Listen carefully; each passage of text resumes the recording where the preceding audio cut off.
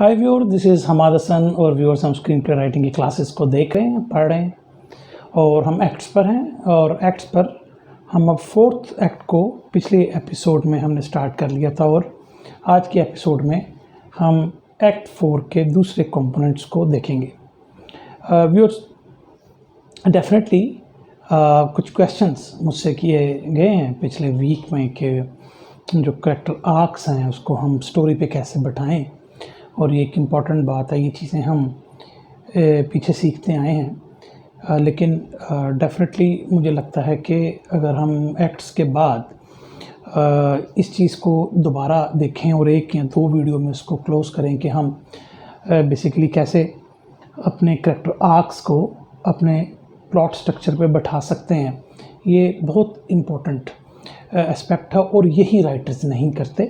और इसी चीज़ को बेसिकली हमने कोशिश की है करने की, लेकिन इसको एक और तरीके से मैं फिर पढ़ाऊँगा ताकि आपको ऐसा लगे कि वो सब कुछ ही हमारा उसके अंदर आ गया है। तो वो ज़रूरी नहीं कि फिर 2 वीडियोज़ हों, उस तक 3, 4, 5 वीडियो हो जाएँ, लेकिन उसमें ये होगा कि हम कुछ क्वेश्चंस रखते चले जाएंगे और उन क्वेश्चंस को आप नोट कर सकते हैं और उन क्वेश्चन को अपने स्क्रीन प्ले पर आप बैठा सकते हैं। तो उसको हम ये कह सकते हैं कि जो हमने पढ़ा होगा अब तक उसको हम सम अप कर लेंगे। यानी किस किस को सम अप कर लेंगे, यानी करेक्टर आर्क्स को। और करेक्टर आर्क्स में हम पढ़ रहे हैं कि उसमें 3 तरह के यूजुअली आर्क्स होते हैं और करेक्टर आर्क क्या चीज़ है। और बेसिकली यही वो एस्पेक्ट है जो कि हमारे स्क्रीन राइटर्स नहीं करते। तो हम ज़्यादा चूँकि स्ट्रक्चर पे काम करते हैं तो हम उसी को देखते हैं। तो अब चूँकि मैं आपको स्ट्रक्चर भी ज़्यादा से पढ़ा लिया, मैंने स्टोरी डेवलपमेंट को भी हमने काफ़ी थॉरली पढ़ा और उसके अंदर फिर हमने करेक्टर आर्क्स की भी कुछ वीडियोस की थी, लेकिन अब उसको इम्प्लीमेंट उस तरीके से भी मेरा ख्याल में कि एक अच्छा क्वेश्चन था कि उस तरह इम्प्लीमेंट भी करके हमें दिखाएं कि जिस तरीके से हम अपने स्क्रीन पे को भी लेकर चल सकें। तो व्यूअर्स, जब ये एक्ट्स ख़त्म होंगे तो मेरा ख्याल है कि हम फिर वो क्लासेस कर लें बजाय इसके कि हम डायलॉग्स या जो है बीट्स की तरफ जाएं। तो उन चीज़ों को हम इसके अंदर हम बहुत सारी चीज़ें जो है वो कवर कर लेंगे। इसके अंदर थीम भी कवर हम करेंगे, यानी कि 3 एस्पेक्ट स्क्रीन प्ले के इंपॉर्टेंट होते हैं: करेक्टर आर्क, प्लॉट स्ट्रक्चर और थीम। उन चीज़ों को फिर हम यकजा कर लेंगे, एक जगह इकट्ठा कर लेंगे। उसमें 3-4 अगर वीडियोस भी हमारी लग जाएँ तो हमें वो करना होगा। तो वो फिर एक सम अप होगा कि इंडिविजुअल आपने अगर चीज़ों को देखना है, अगर करेक्टर आर्क को अपना डिटेल से पढ़ना है और एक एक कंपोनेंट को पढ़ना है, तो आप वो मेरी पुरानी वीडियोस को देख के उसमें से आप करेक्टर आर्क्स निकाल सकते हैं। यानी क्या लाई होता है किसी करेक्टर का, वो कुछ लाइज आपको उसमें मिल जाएंगे, कुछ उसके सिम्टम्स मिल जाएंगे, कैसा वो रिएक्ट करेगा। ये सारी चीज़ें उन इंडिविजुअल हमारे वीडियोस में पड़ी होंगी और इसमें आपको एक ब्रॉडर पिक्चर मिलेगी कि अब आपकी जो स्टोरी है, आपका जो स्क्रीन प्ले है, आप उन क्वेश्चंस को लेकर अपने स्क्रीन में कैसे बिठा सकते हैं। तो व्यूअर्स, ये हमारा फिर नेक्स्ट मैंने सोचा कि होगा। और अब व्यूअर्स हम स्टार्ट करते हैं हमारा जो 4th एक्ट हम पढ़ रहे थे। और उसमें व्यूअर्स हम पीछे देख आए थे कि क्या उसका गोल होगा, पेनल्टीमेट गोल था और फिर उसमें सेल्फ इन्फ्लिक्टेड हमारी अपोजिशन थी। अब वो जब ये सब कुछ कर लेगा तो वो एक लो पॉइंट पर पहुंचेगा जिसे हम टर्निंग पॉइंट कैटलिस्ट कहते हैं। हर एक्ट का हमने इसी तरीके से ही इसको डिवाइड किया हुआ है। ये जो हमारा टर्निंग पॉइंट कैटलिस्ट है, इसको हम कहते हैं द लो पॉइंट। व्यूअर्स, हम ये देखें कि चाहे शुरू से ही वो डूम प्लान जो उसने 4th एक्ट में हमने देखा था या उससे पहले भी अगर उसको कोई सक्सेस मिली है या वो फेल हुआ है, यहाँ पर आके इस जगह पर वो रियलाइज़ करेगा कि उसके सारे प्लान फेल्ड हो चुके हैं।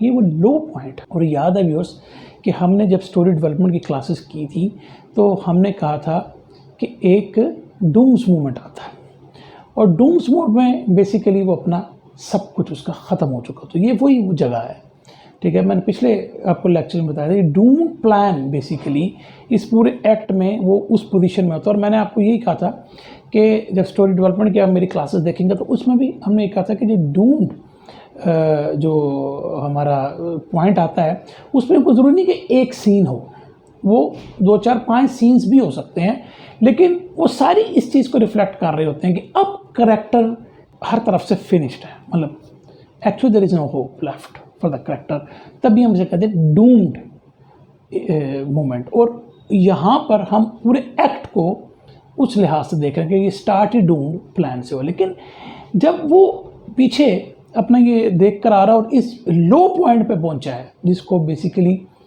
हम टर्निंग पॉइंट कैटलिस्ट कह रहे हैं, तो यहाँ पर वो रियलाइज़ करेगा कि everything has been finished and, और वो जो करता है शायद वो गलत करता है। तो अब यहाँ पर वो होपलेस हो गया है।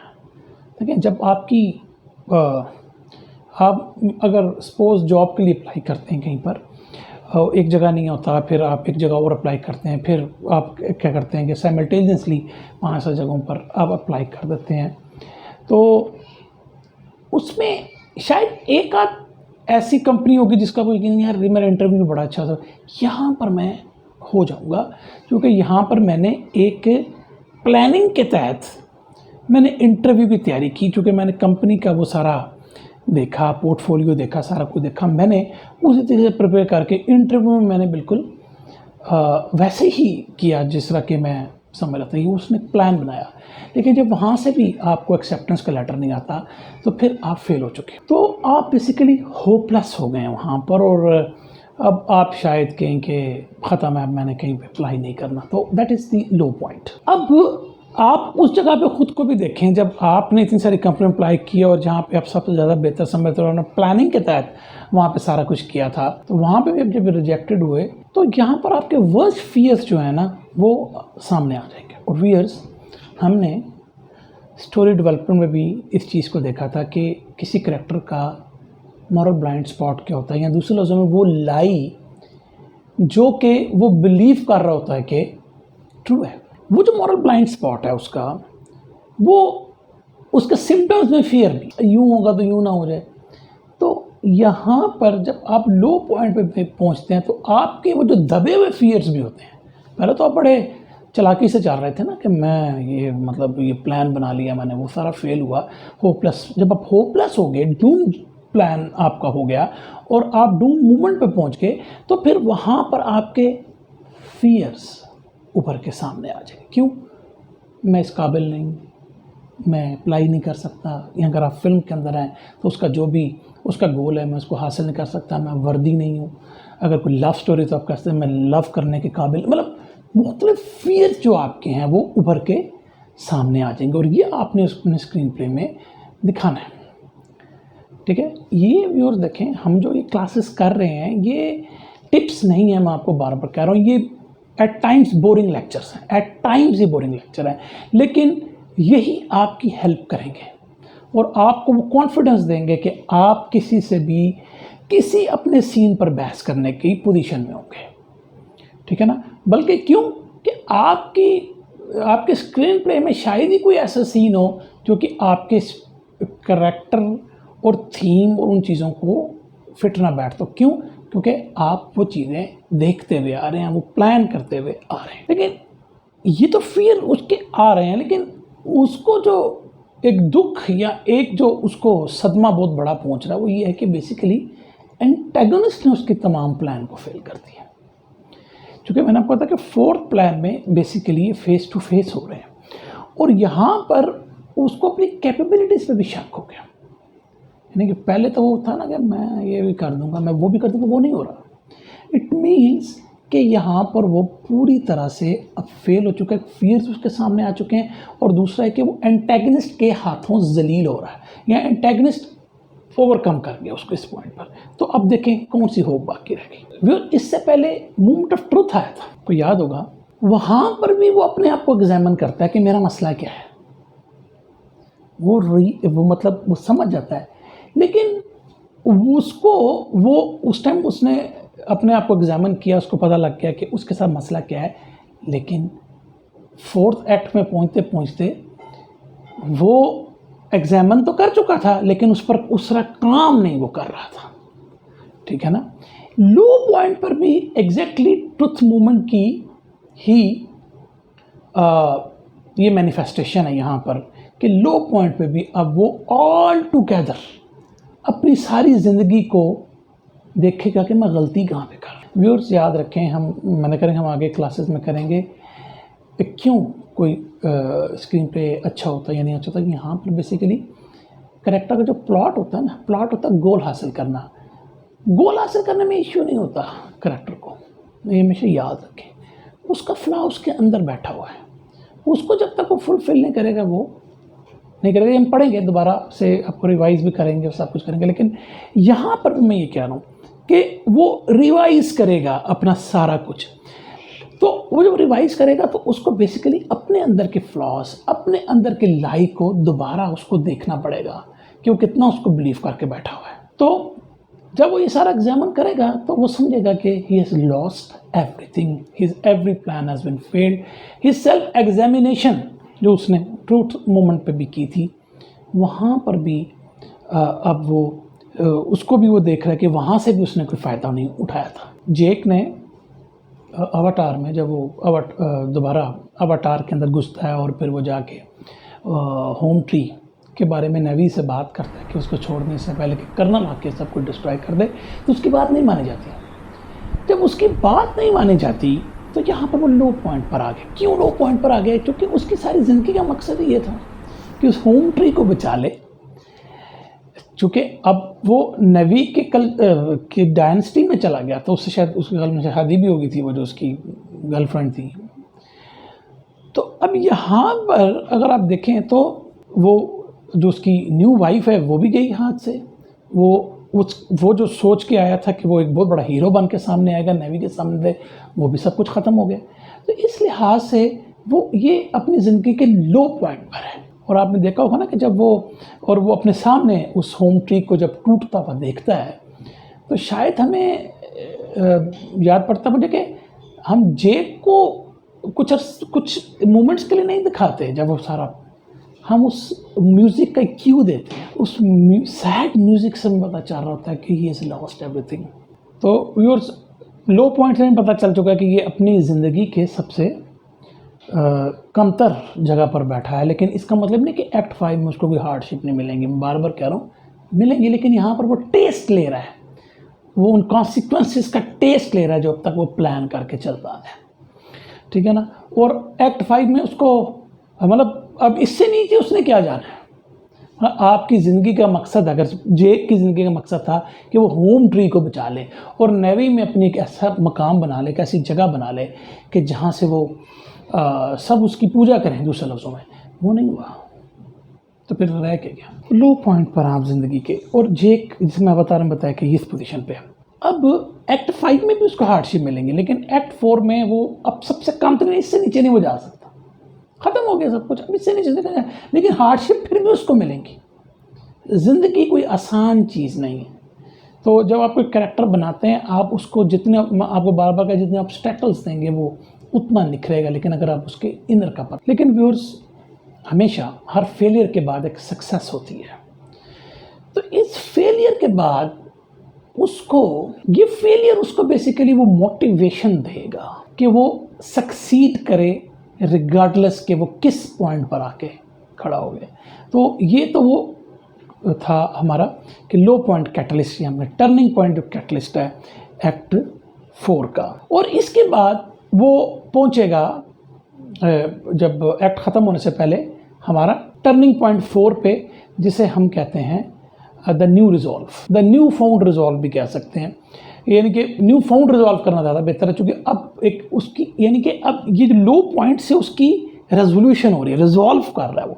तो न्यू फाउंड यानी कि आउट ऑफ द ब्लू एक न्यू फाउंड रिजॉल्व उसको मिलेगा, ये इसका मकसद। और ये हमारा जो है वो टर्निंग पॉइंट 4 है। तो व्यूअर्स, जब ये उसने डूम प्लान बनाया और वो सब कुछ फेल हुआ, लो पॉइंट पे पहुंचा, तो ये लो पॉइंट बेसिकली उसको, लेकिन ना जब आपका सब कुछ खत्म हो जाता है ना, तब आपको एक बड़ी पिक्चर नज़र आ रही हो। और जब यहाँ पर आपको बड़ी पिक्चर नज़र आएगी तो असल में आपको अपना अल्टीमेट गोल नज़र आ जाएगा। ये ध्यान में रखें, जब अल्टीमेट गोल का मैं जिक्र कर रहा हूँ, ये नहीं कि अब आपको यहाँ पे आके पता लगा कि मेरा अल्टीमेट गोल है। बेसिकली अल्टीमेट गोल तो एक्ट 1 से उसको पता है, यानी इसको पता, लेकिन वो उसकी तरफ काम नहीं कर रहा होता, उल्टे सीधे पंगे कर रहा होता। लेकिन फिर उसको जब रियलाइज यहाँ पर होके आ जाएगा कि नहीं यार, असल में वही गोल था जिसके मुझे शुरू से ही मेरे सामने था, लेकिन मैंने उस डायरेक्शन में गया ही नहीं, ठीक है ना। तो लिहाजा जब आप स्टोरी का अल्टीमेट गोल सेटल करते हैं अपने स्क्रीन पर, जब आप लिखेंगे तो आप अपने अल्टीमेट गोल को जितनी जल्दी ले आएंगे वो अच्छा है। लेकिन क्या करेक्टरलाइज कर रहा है, ये एक डिफरेंट एस्पेक्ट है स्टोरी को दिखाने का, ठीक है ना। यानी मिसाल के तौर पर अगर करेक्टर कहता है कि मैंने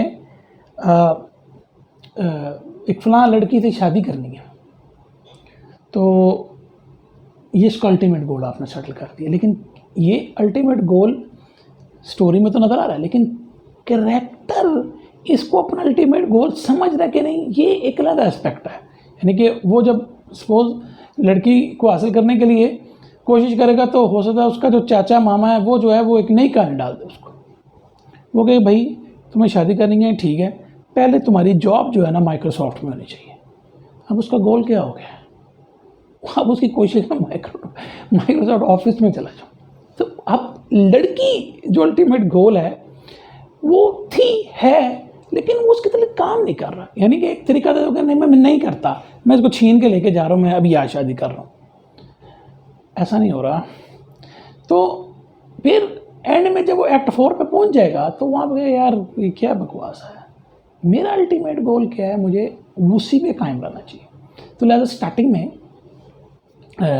आप जो है अपने गोल से डिविएट कर चुके होते हैं, या आपका सिस्टम ऐसा बन चुका है कि आप डायरेक्ट वो गोल, या आप उस गोल को समझते तो हैं लेकिन उसको रियलाइज़ नहीं करते कि असल में यही है। तो ये थोड़ा सा आपको इन चीज़ों को देखना है। तो इट डजेंट मीन कि उसको आप 4th एक्ट में ही आगे समझ आइए कि यार ये हाँ वो रियलाइज़ यहाँ पे सिर्फ कर रहा है कि मैंने वही करना चाहिए था जो मुझे, क्योंकि मेरे बाकी तमाम प्लान फेल हो चुके हैं। अब उसके पास लूज़ करने के लिए क्या है, कुछ भी नहीं, ख़त्म हो गया।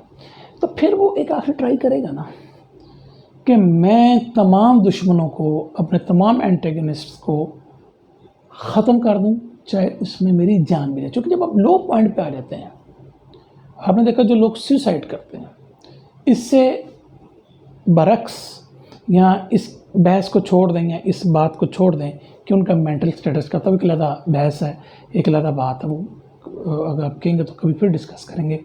लेकिन at the face of it अगर आप देखें तो वो लो पॉइंट पे आके ही खुदकुशी करते हैं। जब वो समझते हैं कि मेरा सब कुछ फेल हो गया, तो वो क्या करते हैं कि यार मैं कोशिश करता हूँ, नहीं तो इसमें मेरी जान भी जा सकती है। इसलिए अगर आप वो उस लड़की को हासिल करना चाहते हैं और उसके चाचे मामे आपको नहीं हासिल करना चाहते, तो फिर एक पॉइंट पर आगे आपने कहा यार माइक्रोसॉफ्ट ऑफिस में मैंने नौकरी हासिल कर ली है, फिर भी ये नहीं कर रहे, तुमने कहा ये मुझसे चक्कर चला रहे हैं, फ्रॉड कर रहे हैं। तो जब आप उनके घर में सपोज जाके कहते हैं यार ठीक है मैं देखूंगा मैं मरता हूँ क्या, तो जब आप उसको लेने के लिए जाएंगे तो उस वक्त आपको फायर कर दे, शॉट कर दो और आप जो है वो मर जाएं, तो बेसिकली आप ये सोच के जाएंगे ना। जब आप अकेले चले गए हैं, ठीक है, ये सोच के कि यार अब मेरा सब कुछ ख़त्म हो गया, तो मेरी जान भी जाती तो जाए, तो आप सोच के जा रहे हैं ना, तो फिर जान जा भी सकती है, लेकिन एटलीस्ट आप एक चांस ले रहे हैं। दिस इज़ वेयर आपको अपने कैरेक्टर को दिखाना होता है। तो यहाँ पर जो रियलाइजेशन है इसको हम कहते हैं द न्यू फाउंड रिजॉल्व। ये गोया डेथ एंड रीबर्थ का वो मकाम है। जैसे आपने वो फिनिक्स की माइथोलॉजी अगर आपने देखी हो, वो जो ग्रीक बर्ड था कि जो जिसके बारे में बाद में 19वीं सेंचुरी में आए थे, तो ये मतलब ग्रीक की मैथोलॉजी में अगर आप 15वीं सेंचुरी उससे पहले के देखें तो उसमें आपको बर्ड भी मिलता है कि जो कि बेसिकली शायद कभी मरता ही नहीं। वो अगर वो जले भी जो, तो वो किसी की एशिश में से दोबारा निकल आता है, तो वो एक इमॉर्टल किस्म का बर्ड होता। तो उसको फिनिक्स मैथोलॉजी यहाँ पर भी बेसिकली आप देखें तो वो बिल्कुल इस टाइम हमारा कैरेक्टर जो है वो समझो कि खाक हो चुका है, बल्कि राख हो चुका है, यानी जल कर, और उन एशिस में से वो खुद को निकालता है। इसको हम कहते हैं फिनिक्स की जो मैथोलॉजी। अगर आप पढ़ना चाहें तो उसकी किताबें भी आपको मिल सकती हैं, पढ़ सकते हैं, लेकिन वो एक अलग टॉपिक है। वो यहाँ पर हम सिर्फ एक मैंने आपको एक रेफरेंस दिया है। ये डजेंट मैटर कि आप वो अब मैथोलॉजियाँ पढ़नी शुरू करें, डजेंट, इससे कोई ताल्लुक नहीं उससे, लेकिन समझिए कि यहाँ पर वो इमॉर्टल बनना चाह रहा है हमारा कैरेक्टर। तो हमें पता है कि कैरेक्टर जब ट्रूथ मोमेंट से एक फ़ैसला लेकर या अपने आप को रियलाइज़ करके आता, तो वो बेसिकली एक्ट 4 में आता, तो वो मतलब बहुत गुस्से में है, ऑन फायर है। यही मैं आपको कह रहा हूँ कि फिनिक्स का जो बर्ड है वो जल के भी उस राख से भी निकलता। तो यहाँ पर जब वो उस आग में आता है तो वो जल जाता है, वो एंटागनिस्ट आउट मैच करता है उसको। वो जिस आग में आया है वो आग को रियलाइज़ नहीं कर रहा था कि ये एंटागनिस्ट की जो आग लगाई हुई है बड़ी स्ट्रांग है, उसमें वो राख हो गया, ख़त्म हो गया, जल गया, उसके सारे प्लान फिनिश हो गए। वो जो अपना आपको 30 माह खान समझ रहा था ख़त्म हो गया। From no here he has to rise up, और वो उसकी लास्ट होप है। और इसको हम कहते हैं कि न्यू फॉर्म रिजॉल्व। ये हम अभी पढ़ लिया, हमने देख लिया कि थोड़ा सा एम्फसाइज मैं कर रहा था। वो क्या कहता है कि एक मैं लास्ट ट्राई कर दूँ, लास्ट शॉट जिसे हम कहते हैं कि शॉट लगाऊँ मैं लास्ट। समटाइम्स व्यूअर्स, ये बात मैं बताने भूल गया कि लो पॉइंट पर ये जो हम कह रहे हैं कि लोग खुदकुशी भी कर लेते हैं, ये समटाइम्स ये कुछ फिल्मों में सिंबॉलिक होता है। डेथ कुछ फिल्मों में सिंबॉलिक आपको, और ज़रूरी नहीं होता कि फिजिकली आप करेक्टर की मौत दिखा रहे हैं। कहने का मतलब है कि कुछ फिल्मों में ऐसा होगा कि आपके क्लोज फ्रेंड्स मर जाएंगे, तो ये सिंबॉलिक हो गया हमारे करेक्टर के साथ। तो आपने करेक्टर की मतलब ऐसी फिल्में जिसमें डेथ और लाइफ का ज़्यादा चल रहा होता है, उनमें ज़्यादा मैं कह रहा हूँ। तो आप देखेंगे कि उसमें आप सिंबॉलिकली आपके फ्रेंड्स मर गए हैं, आपके रिश्तेदार मर गए हैं, तो वो आप दिखा रहे होते हैं कि प्रोटैगनिस्ट भी एक तरह का मर रहा है, जब उसके अपने करीबी जो है वो मतलब। कई दफ़ा आपने देखा होगा कि किसी फिल्म में करेक्टर की प्रेमिका, उसकी लवर जो है वो मर जाती है, या उसको मार दिया जाता है, तो वो बेसिकली क्या होता है कि वो लो पॉइंट पर है, इस वक्त ख़त्म हो गया, ठीक है ना, जो सिंबॉलिक है उसके साथ, ठीक है ना। अब उसका मकसद ही वो लड़की था, वो ख़त्म है, उसकी गोद में लेके वो मरी हुई लाश को लेकर बैठा एट द लो पॉइंट, तो वो सिंबॉलिक हो गया लो पॉइंट के साथ भी। अगर आप देखें तो डेथ, मैंने फिनिक्स की आपको एग्जांपल दी, तो देख लीजिए उसको। और समटाइम्स इसी की यानी कि सर आपके करीबी लोग मर गए, कई दफ़ा तो कि आप भी बिल्कुल डेथ की एज पर आ जाते हैं। हमने कई फिल्मों में ऐसा देखा है कि आप बिल्कुल कोई होप नहीं होती कि आप बच पाएंगे, आप खुद मतलब डेथ के करीब होते हैं। अब इस लो पॉइंट पर वो दोबारा से क्या सोचता है, जो उसने मोमेंट ऑफ ट्रुथ पे अपने आप को देखा होता है।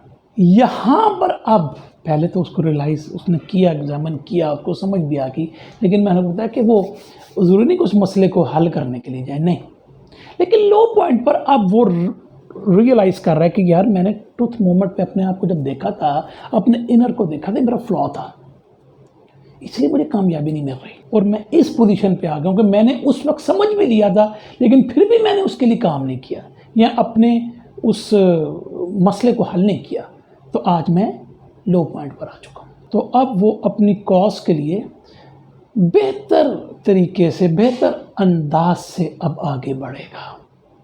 क्लियर उसकी अब हो गई है, मैंने कहा ना कि फाइनल गोल समझ में आ गया, यार ये बस करना है, कुछ और आगे पीछे नहीं करना। बिल्कुल फिनिक्स बर्ड की तरह वो अब एशिस में से उठेगा, राइज करेगा, और अब वो बहुत स्ट्रांग होकर, मतलब कि जितना वो स्ट्रांग हो सकता है अपनी ज़िंदगी में, वो उतना स्ट्रांग होकर दोबारा से राइज करेगा। कुछ जगहों पर डेथ को सिंबॉलिकली, जब आप ख़ासतौर पर रोमांटिक कॉमेडीज़ वगैरह में देखें, तो उनका जब रिलेशनशिप टूट जाता है तो वो उनकी रिलेशनशिप की डेथ होती है, वो भी एक सिंबॉलिक होता है। और फिर वो क्या होता है कि एक दूसरे को कोस रहे होते हैं, यार मर्द ऐसे होते हैं, औरत की मर्द, बंदा की का औरतें ऐसी होती हैं, तो वो उस तरह की कॉमेडी में आप देखें तो बड़े मज़े की वो चुटकुलिस चल रही होती है इनके दरमियान, तो वो भी वहाँ पर भी बेसिकली रिलेशनशिप पर डेथ होती है। वो लो पॉइंट ही होता है। ये जब सब कुछ ख़त्म हो रहा होता है तो कुछ ऐसा होता है, या कोई उसको रियलाइज़ कराता है, यानी अल्टीमेट गोल का तो उसको पता था, लेकिन वो रियलाइज़ नहीं कर रहा था कि उसका अल्टीमेट गोल तक पहुंचने के लिए उसके जो मसले हैं उसको रियलाइज़ नहीं कर रहा था, तो उसको रियलाइजेशन देता है। कोई शख्स हो सकता है, कोई वाक़या हो सकता है, कोई इवेंट हो सकता है, ठीक है ना। यहाँ पर बहुत ज़्यादा आपके सेटअप और पे ऑफ वाली बातें आती हैं, ये हम पढ़ चुके हैं, देख चुके हैं कि इवेंट जो आपने पहले दिखाया वो सेटअप था, और यहाँ पर वो इवेंट जो है रिजॉल्व हो गया। वो मसला इवेंट में आपने दिया था, यहाँ पर वो रिजॉल्व हो गया, पे ऑफ हो गया। ये हमने भी पढ़ा था, वो पीछे आप लेक्चर में देख सकते हैं, उसको थॉरोली हमने देखा था। और व्यूअर याद रखें कि ये जो न्यू फाउंड रिजॉल्व में यहाँ पर ये फाइनल रेवलेशन है, इसके बाद अब नहीं, ये फाइनल रिवलेशन उसको हो गई है कि उसको क्या करना है कि अल्टीमेट गोल वो हासिल कर सके। इस दौरान देखें, हो सकता है कि थ्रू द स्टोरी उसके दोस्त उसको कहते रहो यार ये तुम्हें करना था, तुम क्यों नहीं कर रहे हो, चलो भागो यार, मुझे क्या समझते हो मैं गलत हूँ। तो अब उसको पता लगा कि वो गलत था, उसके मेथड गलत थे, उसकी अप्रोच गलत थी, उसके प्लान्स गलत थे। क्यों? उसका अंदर गलत था। ट्रूथ मूवमेंट पे वो रियलाइज़ भी कर गया, लेकिन उस पर ख़ास काम नहीं किया उसने। अब जब वो लो पॉइंट पर आया तो उसको एक न्यू रेवोल्यूशन मिली, न्यू फाउंड रिजॉल्व उसको मिला। समटाइम ये जो उसको ज्ञान मिल गया दूसरे लफ्ज़ों में, या इसको जो नॉलेज मिल गया है, या इसको जो रेवोल्यूशन मिल गई, ये समटाइम लिटरल होती है, यानी कि सिर्फ लिटरली मानी में होती है, और सब फिजिकल होती है। समझाते हो अगर आपने देखो कि कैटनिस को हंगर गेम्स में अगर आपने देखा तो उसकी जो वो पार्टनर थी रूह, वो जब मरती है तो कैटनिस जो है वो लो पॉइंट पे है। लेकिन यहाँ पर जो गेम मेकर्स होते हैं एक रेवलेशन करते हैं, और वो हंगर गेम्स की हिस्ट्री में वो बताते हैं कि कभी नहीं हुआ। और वो क्या था, एक ही डिस्ट्रिक्ट से, क्योंकि अब पीटा रह गया और कैटनिस रह गई है, एक ही डिस्ट्रिक्ट के जो बंदे हों बाकी रह जाएं तो वो अपनी अपनी इंडिविजुअल गेम खेल सकते हैं। कि दूसरे लफ्ज़ों में कि they can win the game together, यानी कि वो मिल के उस गेम को ख़त्म कर सकते हैं। तो ये वो ऐसी रेवलेशन थी जो कैटनिस के लो पॉइंट को, उसमें वो एक रेवलेशन आई कि यार ये तो हो सकता है, यानी मुझे पीटा को मारना नहीं पड़ेगा, या पीटा उसे नहीं मारेगा। ठीक है ना? तो ये वो रेवोल्यूशन हुई। तो नाउ अब उसकी वो स्ट्रेंथ, और उससे वो उसको पता लग गया उसका फाइनल गोल क्या है। साइलेंस द लैम्प्स में क्या था, क्लैरिस को भेज देते हैं वापस कि यार वो तो भाग गया लेक्टर, तुम्हारा काम भी ख़त्म हो गया। तो she is at the low point, यानी कि जिस मकसद के लिए उसके ऑफिसर ने उसको उठा के इन्वेस्टिगेशन में ले आया था, हालांकि वो ट्रेनी थी FBI में, और कि तुम इतने ख़तरनाक बंदे के साथ जाके उससे रेवोल्यूशन लो, उससे सारी वो बातें लो कि वो जो दूसरा सीरियल किलर है वो कहाँ पर मौजूद है, तो इस चक्कर में वो भाग जाता है। क्या काम रह गया इसका, क्लैरिस का? Nothing, she is at the low point. लेकिन वो अपनी पर्सनल चीज़ों में उसको नोट मिलता है जो कि ये लेक्टर ने लिखा होता है, और उसमें उसने बफलो बिल जो कि सीरियल किलर होता है उसका उसको एड्रेस बताया होता है। तो नाउ इस लो पॉइंट पे वो रेवलेशन उसको मिली है। From here now she will going to discuss, चूँकि देखिए जो लेक्टर का मसला ये नहीं था कि वो किसी को रिवील करे या ना करे, उसका मकसद है कि वो वहाँ से भागे। लेकिन इस चक्कर में क्लैरिस मारेगी, और क्लैरिस जो समझ रही थी कि मैं बड़ी अच्छी रिलेशन में हूँ लेक्टर से, ना कभी भागेगा ना कोई उसको इन्फॉर्मेशन देगा, तो वो चक्कर दे के चलता है। लेकिन वो चक्कर बेसिकली खुद को इस्केप करने के लिए करता है, और क्लैरिस को वो एड्रेस जिसको वो चाह रही थी शुरू में कि उसको मिल जाए, उसका पता उसको बताते थे। नाउ फ्रॉम हेयर ऑनवर्ड्स उसका सारा करेज वापस आ जाता है, और यहाँ से फिर वो अपने अल्टीमेट गोल की तरफ जाएगी। आयरन मैन में भी उस लो पॉइंट क्या था कि जब वो बैदा उसका वो चेस्ट में से वो रिएक्टर निकाल लेता है तो ख़त्म था, वो लो पॉइंट था उसका। इसके बाद आयरन मैन नहीं है, वो रिएक्टर नहीं है उसके दिल में। फिर वो क्रॉल करता हुआ अपनी लैब में जाता है, फिर ओल्ड रिएक्टर निकालता है, और आपको ओल्ड रिएक्टर, और आपको याद है कि उसकी गर्लफ्रेंड या उसकी जो सेक्रेटरी थी उसने वो ओल्ड रिएक्टर बचा के रखा होता, जबकि वो कहता है कि इसको डिस्ट्रॉय कर दो। तो वो उस वक्त आपने सेटअप किया था, यहाँ पर आप उसको पे ऑफ करा रहे हैं, तो वो फिर उसको लगा कर तो वो दोबारा उसको अपने फाइनल गोल की तरफ चला जाता है। इस तरह व्यूअर्स, अगर आपको एक्ट 2 में याद हो, अवतार में नेट्री उसको, यानी कि उसकी जो गर्लफ्रेंड उसको बताती है जेक को कि वो जो बिग फ्लाइंग ड्रैगन होता है टोरक मकाटो, उसकी क्या सिग्निफिकेंस है उनकी ट्राइब में, यानी कि वो जिसके पीछे आ जाए या जो उसके ऊपर राइड कर ले वो बादशाह होता है ट्राइब का। और फिर लो पॉइंट के बाद जब जेक उस पर फ्लाई करके आता है तो वहाँ पर वो पे ऑफ हो गया, वो सेटअप जो हुआ था वो यहाँ पर पे ऑफ हो गया। तो इस तरीके से आप अपने एक्ट्स को चलाएंगे। मोमेंट ऑफ ट्रूथ और न्यू फाउंड रिजॉल्व में फ़र्क सिर्फ इतना है कि वहाँ पर उसने अपने आप को एग्जामिन करके एक वॉरियर बन गया, लेकिन यहाँ पर एक मार्टियर बन जाए, यहाँ पर वो अपनी जान का भी ख्याल नहीं रखेगा। तो ये हमारा एक्ट 4 का लो पॉइंट है। टाइटैनिक में लो पॉइंट क्या था? जब वो शिप टूट रही होती है और जेक रोज़ को कहता है कि तुम वो छोटी बोट में उतर जाओ और फिर बच जाओ। ओशन नीचे बहुत ठंडा है, मतलब आइस है उसके अंदर, और वो बीच समंदर में है। छोटी बोट में वो पूरे ओशन को क्रॉस करना भी एक नामुमकिन सी बात लग रही है। लेकिन उसका एहसास हमें वो जो म्यूज़िक वाले 2-3 लोग खड़े होते हैं ना, वो जब वो फ्लूट बजा रहे होते हैं और वो सारा कुछ बजा रहे होते हैं, वो म्यूज़िक ऐसा अगर आप गौर करें ना, उसमें लगता है कोई नहीं बचेगा, वर्ल्ड इज एंड, उनका वर्ल्ड एटलीस्ट एंड। तो क्या करती है, वो बाहर निकल आती है, जंप करके बाहर निकल आती। क्योंकि क्यों, वो कुछ आखिरी मोमेंट्स अब जेक के साथ गुजारना, क्योंकि अगर दुनिया ही ख़त्म हो रही है उनके लिए, तो वो कहते हैं जो मोमेंट्स बच गए हैं मैं उधर से ही अपने आप को उठा लूँ ऊपर। तो ये टाइटैनिक में उसका लो पॉइंट था। फिर वहाँ पर वो न्यू फाउंड रिजॉल्व है कि वो बाहर आ जाती है और कहती मैंने अब जितने भी वक्त बाकी रह गए, घंटा है, 2 है, 10 है, मुझे जेक के साथ रहना है। यहाँ पे उसकी क्लैरिटी है उसके पर्पस की, जेक ही सब कुछ है उसके लिए। अब वो मरे या कुछ भी हो, यहाँ से उसने बचने की ट्राई नहीं की कि जेक को तो ऊपर छोड़ा और ख़ुद बच जाऊँ, ऐसा उसने नहीं किया।